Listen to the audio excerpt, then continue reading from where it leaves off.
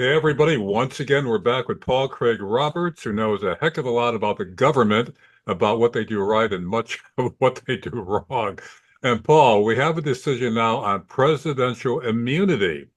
Trump has been saying all along that unless the president does have immunity, his hands are tied. President be afraid to make any decision because could be facing lawsuits and prosecution after he leaves office. So this is a momentous decision, is it not? Well, it's common sense decision. I think everyone had always accepted that the presidents have immunity for all official acts.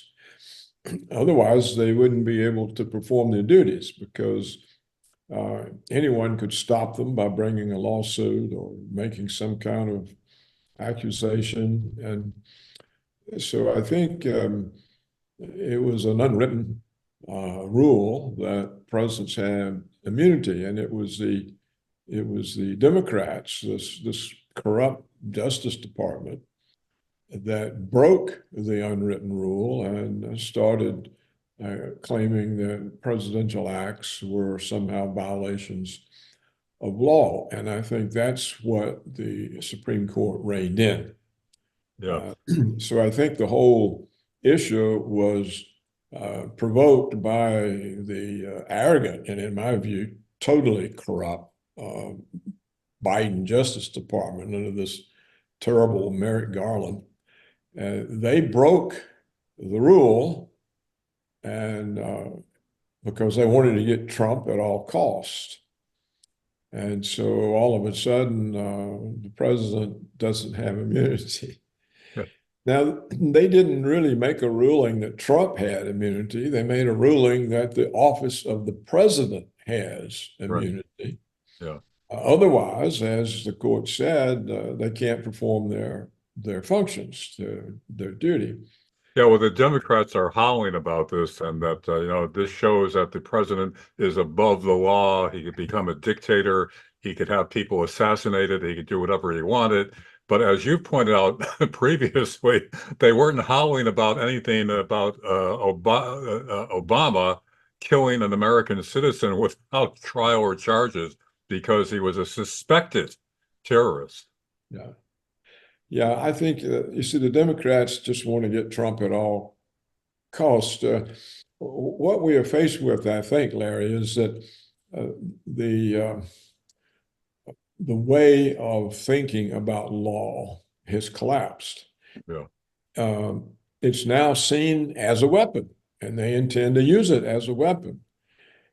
Previously, the law was not perceived this way. It was perceived as a shield of the people against the government.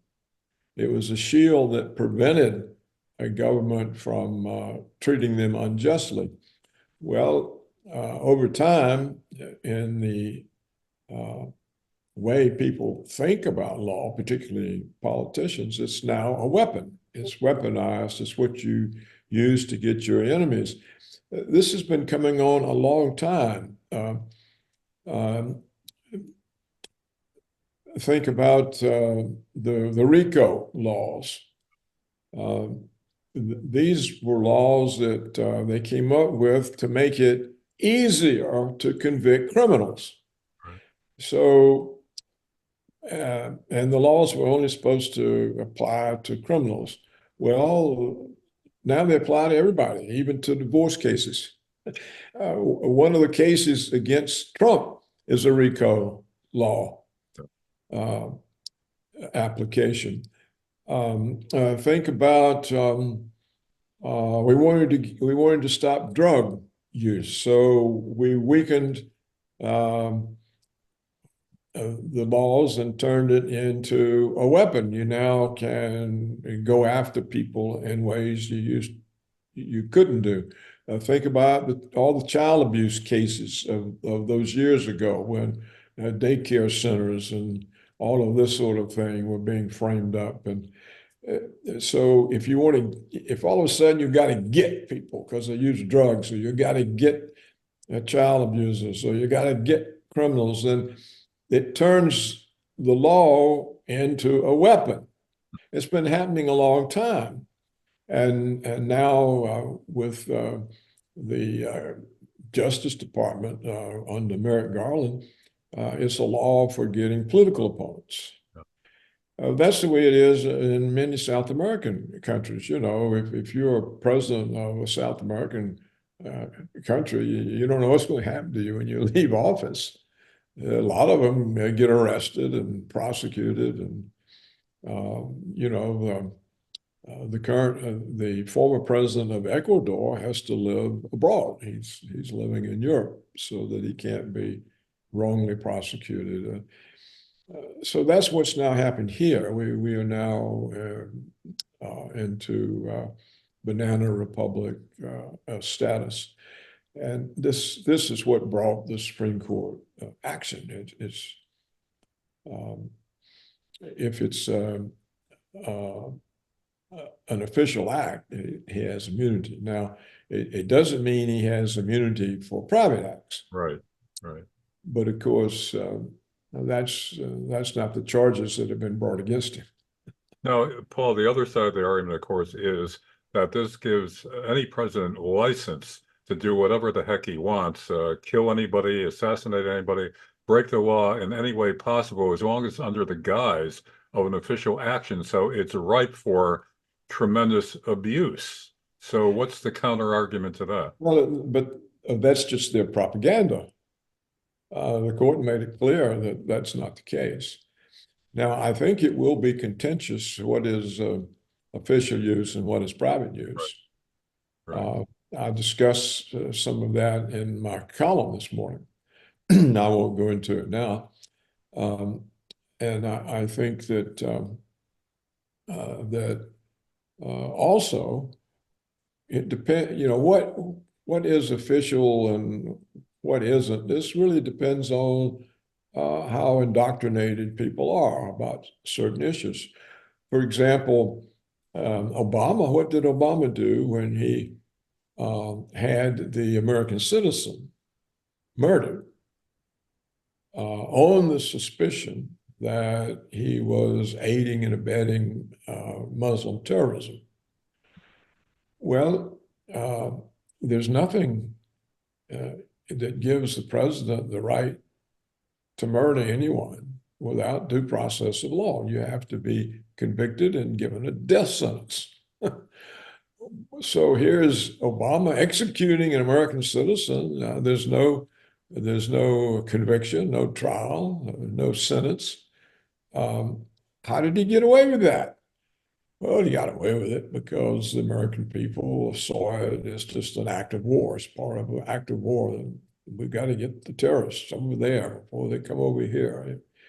So how things are perceived depends a lot on propaganda, indoctrination, and how people are brainwashed. Well, you know, examining the way the with Constitution was originally set up. Now, they did have a mechanism to deal with an out-of-control president, and that was through impeachment in the House, conviction and removal in the Senate. So that still applies. But you know, critics of the decision by the Supreme Court aren't mentioning that. And I think the founders, the framers of the Constitution, purposely put in that as the mechanism because they didn't want it to be a politicized attack on any president by the opposition, which is exactly what was occurring with Trump. Right. No, you're exactly right, Larry. That's exactly the case, the impeachment process. He does, you know, the president doesn't have any right to be illegal or to go against the Constitution, but many of them have. Yeah. And they get away with it because the people are indoctrinated in a way that they accept it. You know, we just spoke about Obama. He murdered someone. And George Herbert Walker and George W. Bush set aside habeas corpus, and he said he had the right to detain Americans on suspicion alone. He could detain them indefinitely. Well, this is totally against habeas corpus. It's a constitutionally prohibited act. Yeah. but he declared it and no one made an issue of it because they were all frightened to death about the Muslim terrorists. So it depends on the situation you're in and your mentality as to how you see these things. Bush got away with it. Obama got away with it. Now, Trump hasn't done anything. He hasn't killed anybody, stolen anything, or he hasn't used the office in any personal way. Now they claim, oh, well, he tried to overthrow the election. Well, that's not true. He tried to substantiate that the election was actually fair, that it wasn't stolen. There was a tremendous amount of evidence brought by a tremendous amount of experts, plus what we saw with our own eyes, that something was amiss. And of course, he's the president. He's in office. If someone has fooled with the election, I mean, they're making all these charges that the Russians were interfering with the election. Well, if you're stuffing ballot boxes, you're interfering with an election. But it was okay to investigate the Russians interfering with the election, but not all the evidence that the Democrats had interfered with the elections by stopping vote counts for hours in the middle of the night while trucks brought in loads and loads and loads of stuffed ballot boxes, which all of a sudden changed dramatically the vote counts in the middle of the night in swing states. Well, it's a president's function, if he sees this, to say, hey, look, this has to be investigated. But he gets accused not of trying to validate whether the election was fair and honest. He gets accused of trying to overturn the election. Yeah. Yeah. Well, if you make up a lie and the media all supports the lie, then the lie becomes the fact. And that's how people think about it. Oh, Trump tried to overthrow the election. And that's how they get away with this notion of the insurrection. Oh, they were trying to overthrow the election. In fact, the Justice Department actually accused some 300 of the protesters of interfering with an official act of counting the votes. Well, of course, they didn't interfere with any official act of counting votes. And that is what the Supreme Court also struck down. Mm-hmm. They said, where's the evidence that any vote count was interfered with? You got to have some evidence. Which documents? Which votes? Where? Well, of course, it was just all made up by the totally corrupt Justice Department. There's no basis in law, and that's what the Supreme Court told them. So when you have a Justice Department that has no respect whatsoever for the Constitution or the law and sees law and is nothing but a weapon to get people, you've become a barbaric state. It's a return to barbarism. And that's what's happened. And like I say, it's been a long time in coming. We had to get the drug barons. We had to get the child abusers. We had to get the mafia. When you have to get somebody, then the whole function of law, the way it's perceived, is changed. And now we have the Supreme Court having to deal with it. So that's really the story, Larry. That's all there really is to the story. All right, but Paul, before we go on to another topic, let me ask you this. The Supreme Court decision on presidential immunity just passed down. Does it really represent a turning point that they're going to be able, that they're not going to have a license to go after political opponents through dirty politicking and all that? I mean, they've been coming at Trump in so many different ways. So does this really change the picture of the assault and the persecution of Donald Trump or any future president that they don't like? Well, it certainly has stopped this particular one. But you see, what is the reactions? Even the reaction of one of the Supreme Court justices herself, that Sotomayor, She is the one who alleges this gives the Trump the right to kill people. Yeah. Well, this is nonsense. So if the court is so affected, if members of the court are so affected that they don't have reason, they've just got emotion. Oh, Trump's getting away from us. We can't have him getting away from us. And that she makes a statement like that. Well, it shows you that it's going to be very difficult to prevent them from continuing. And so the issue will turn on, what they'll try to do is to say that official acts are private acts. Yeah. Yeah. And so this will probably be before the courts many times. Oh, is this an official act or a private act? Well, you see, the Supreme Court didn't really resolve that. They said this has to go back to the district courts, and the district courts are going to have to decide what's an official act and what's a private act. But in the particular case before them, they said it was official act, and the presidents have immunity against official acts.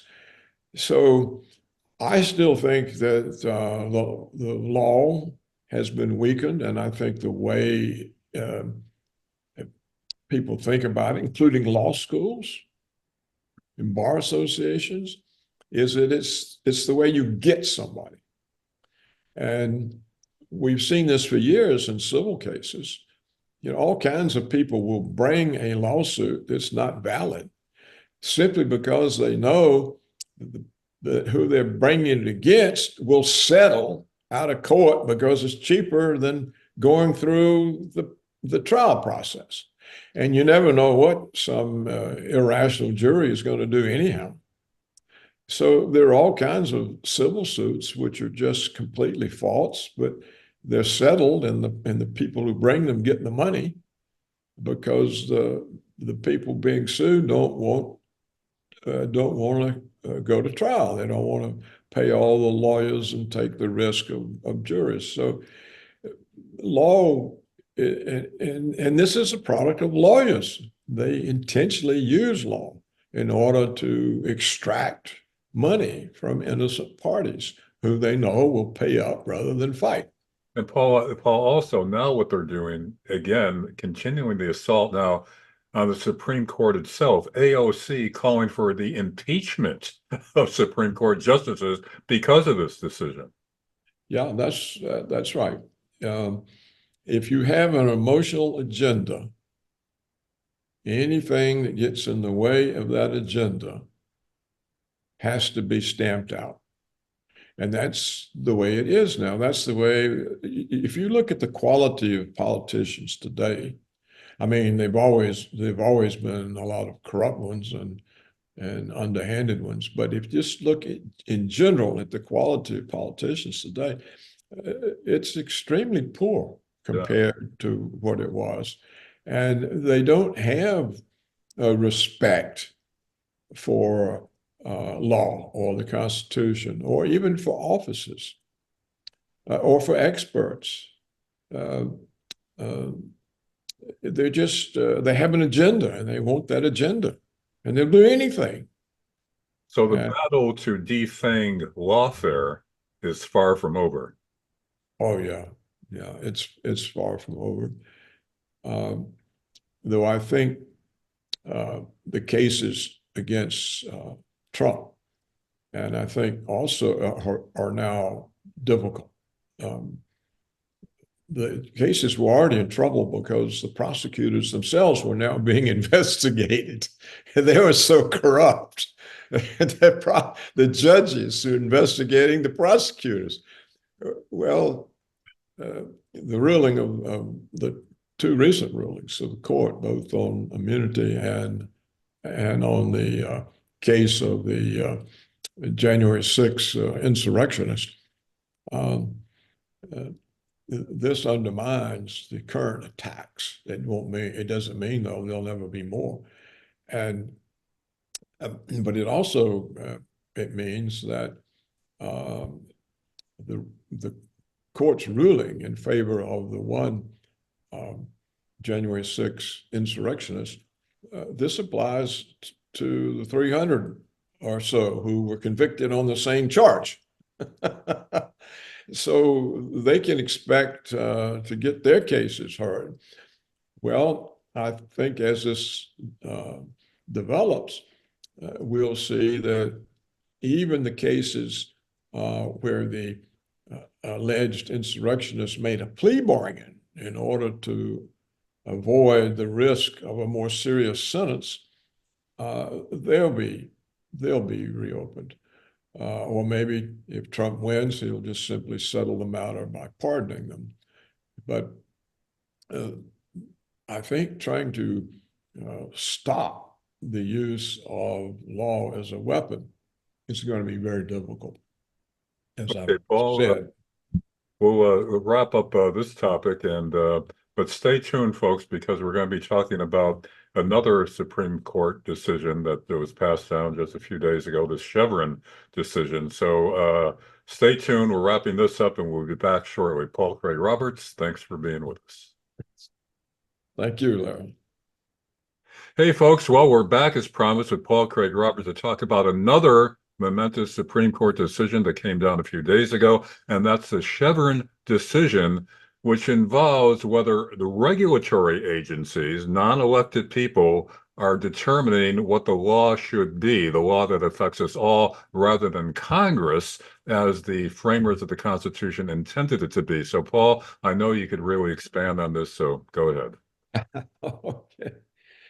Well, for a long time, actually began in the 1930s under Franklin Delano Roosevelt.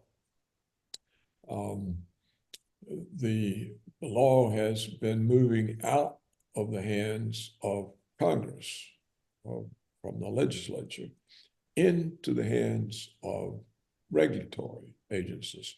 These are executive branch agencies, which are supposed to enforce law but not make it. Well, what happened during the Depression was Roosevelt and the liberals used it to greatly enhance the power of the executive branch at the expense of Congress. And they did this by saying, oh, it's crisis. We have to be able to act quickly. We have to have experts, not legislators. They're not experts. We have to have these experts running things.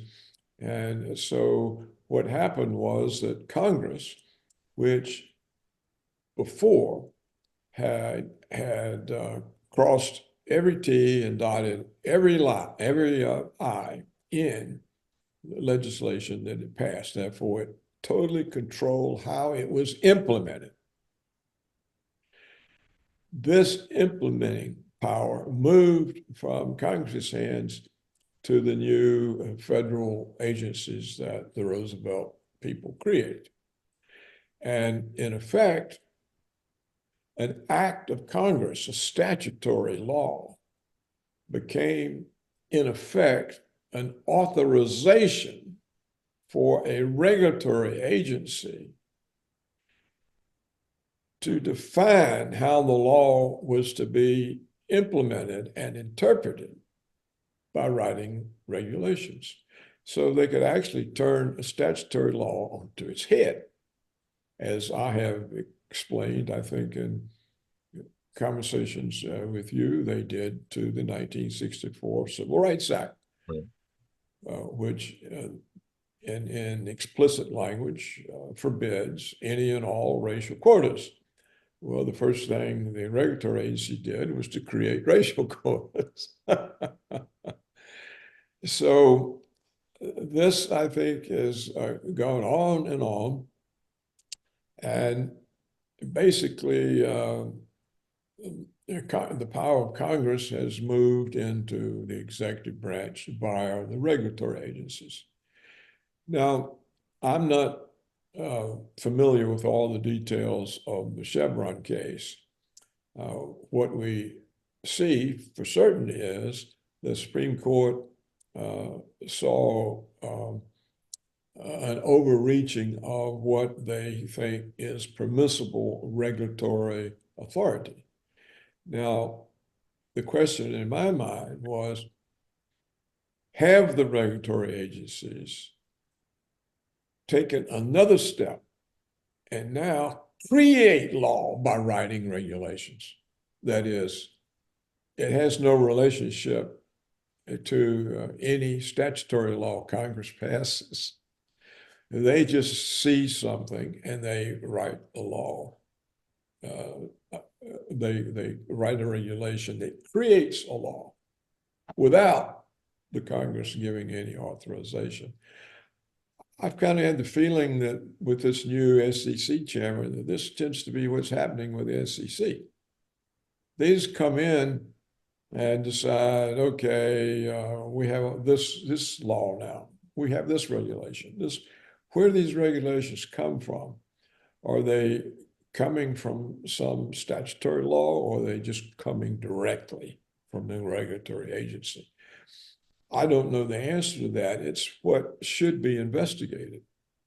This should be investigated because this is a serious situation, because it means that the regulatory agencies are now essentially preempting the power of Congress. Now, you run away right now. And he's very jealous of the computer. I spend too much time on it. He wants me to spend time with him. So I think that is the most serious possible aspect of this case. It could well be there's no statutory basis for what the regulatory agency did. The counter argument to that is that it's too complex and too time consuming, too involved for Congress to lay out all the minutia of what the law should do, how to interpret it, all the different applications of it. So it has to be done by the unelected bureaucrats. What's the counter argument to that counter argument? Well, that's the argument that the liberals made in the 1930s. Right. They created these agencies. But of course, prior to that, the Congress had crossed all the T's and dotted all the I's. And so there was never a problem. The law was what the Congress meant it to be. Now, you don't know if the law has any relationship to the statutory bill the Congress passed. For example, again, the quotas, they're strictly illegal under the 1964 Civil Rights Act, and yet the Civil Rights Act was used to create racial quotas. So what you're saying, gender quotas. What you're saying is, even when the law is very clear and defined and the limitation and scope and all that, the bureaucrats take it upon themselves to reinterpret it to their own ends. And that's a prime example. That's right. The chief officer of the EEOC, which was the regulatory agency dealing with the Civil Rights Act, Alfred Bloomrosen was his name. Right. He wanted quotas. And he reasoned that Congress, he reasoned that the courts, the federal courts, always defer to the regulatory agency.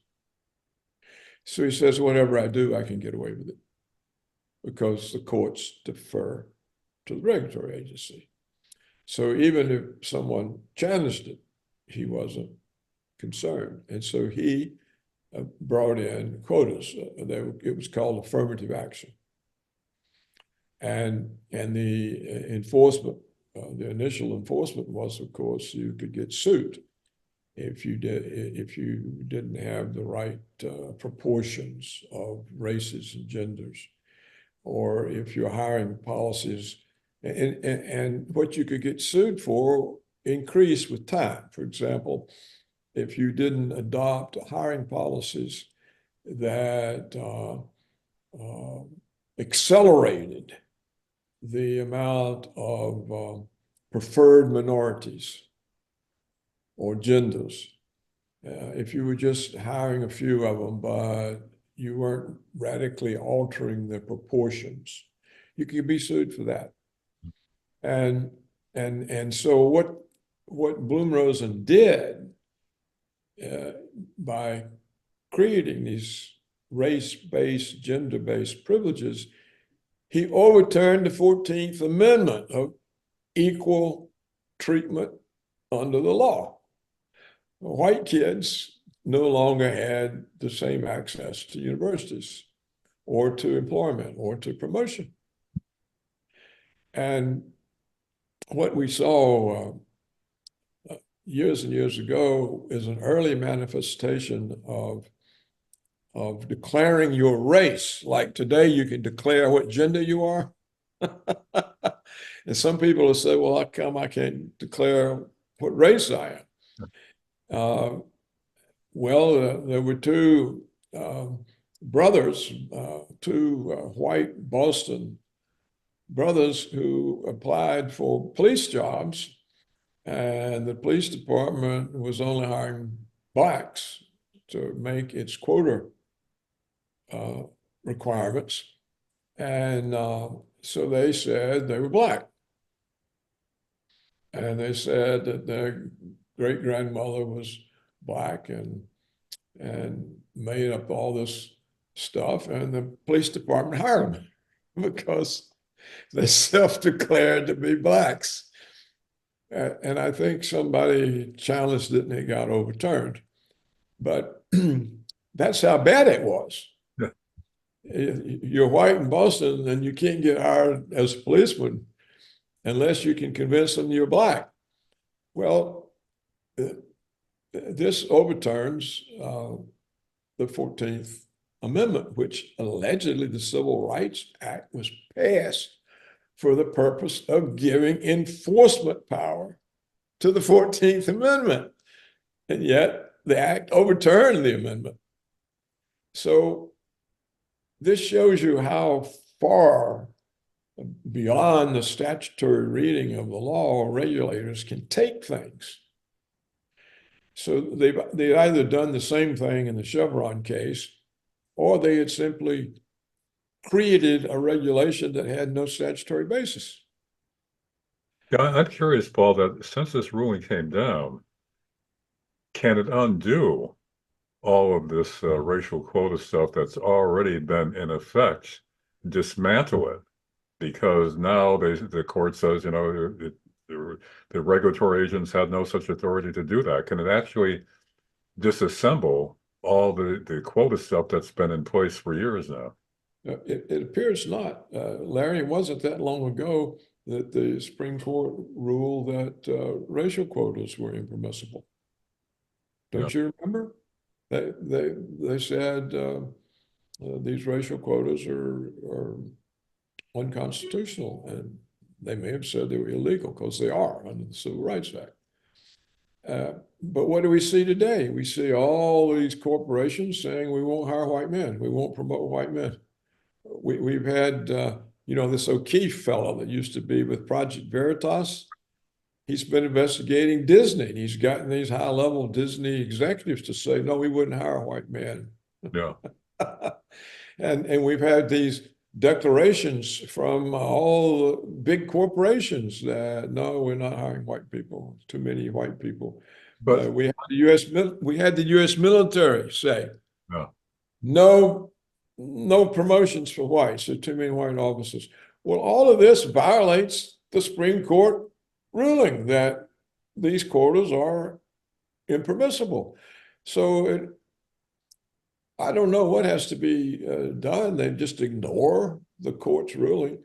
But what I'm saying, Paul, is what I'm asking is, doesn't this new ruling from the Supreme Court overturning Chevron give somebody who's trying to countersue more ammunition to prevail? Yeah, it gives people ammunition. And the question is, look, suppose I'm a white guy at Disney and I can't get promoted. And now I've got ammunition, let's say, and I bring a case, I'm fired. Yeah. And that's so you can't use the ammunition, in other words. You see what I'm saying? Uh, you know, suppose I'm a captain in the Army and I'm way overdue to be moved up to lieutenant colonel, and I make an issue of it. Well, what are they going to do to me? They'll get some woman in my command to come accuse me of sexual abuse. And by the Tell her way, she'll get promoted.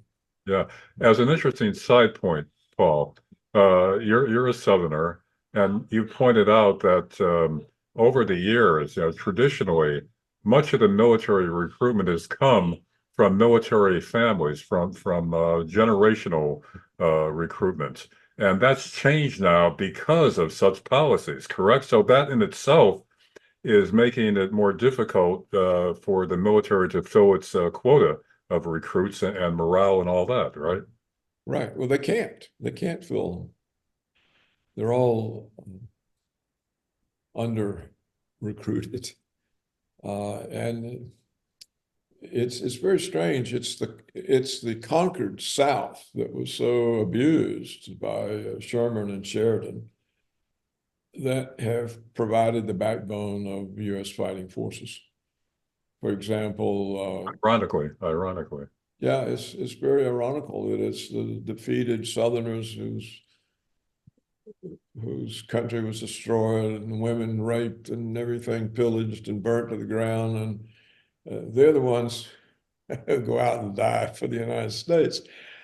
I may be off on my figures, but there is available, or there was, and I reported it once, so somebody could find it in searching my columns. But for example, Alabama, I think, there were like 30,000 Alabamans had joined the Army, and Connecticut, there were 3. I'm from Connecticut, by the way. So, and all the, the United States fighting force, it consisted of about 85% Southern boys. Yeah, And I think this is why it was cohesive. yeah, Well, see, today that's broken up. It's not cohesive anymore. And so people don't want to be in it. There's no camaraderie. This one's a homosexual, this was transgender, this is a female, this is race A, race B, race C. I mean, what is the unity? Where do you, and so a lot of troops have been in combat tell me when it gets down to the final thing, what you're really fighting for is your colleagues. yeah, You're not thinking about your country or it's your colleagues. yeah. And well, now you no longer have colleagues. You don't have anybody you associate with. They're not people you know. They're not the ones you'd go to the bar with and have a beer. It's not, it's totally different. And so the military families, I've seen report after report, they warn their kids from going into the military. Yeah. I assume that these reports aren't made up, but it's certainly the case that none of the services, possible exception Marines, I'm not sure, but none of the services can meet their quotas on recruits. They're all short. Yeah. And so it's just another one of when you become a Tower of Babel, what are you? You're not a nation. You're a geographical location. That's all you are. And so all the elements that produce fighting men, they're not there. They're just not there. And so you become mercenary. And this is what we now have bills in Congress to bring immigrant invaders into the military. And if they sign up and fight, we give them citizenship. Yeah. So this is the Romans' use of the Germans. That's right. The Romans brought in all the barbarians. Yeah, so the Romans end up having to hire the barbarians to fight for them, and so quickly the barbarians took over. The barbarians were in The Roman last, tactics and weaponry. Over. the last few Roman emperors were Germans, That's right. That's right. and so History does repeat itself too often, right? Or at least rhymes. yeah, uh, it does, and it's poorly taught, Yeah. and probably not taught at all anymore. And, look at the illustration of the Tower of Babel in the Bible, how it illustrates a warning for us today. And, Yeah, and that was, known back then, yeah, what could happen. yeah, that's right. Anyway, And Paul, thanks again for your perspective. And we can't even keep up with all the events that are coming down that affect us. So we'll keep this up. And hats off to you with your website, the amazing amount of material that goes into it, the research, the background that you have, like almost no one else that I know.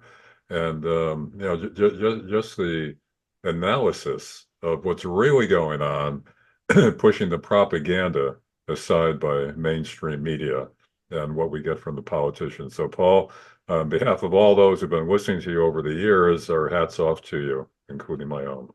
well, thank you very much, Larry, and thank you for the opportunity you give me to express my views. Pleasure is mine. See you again, Paul. See you again.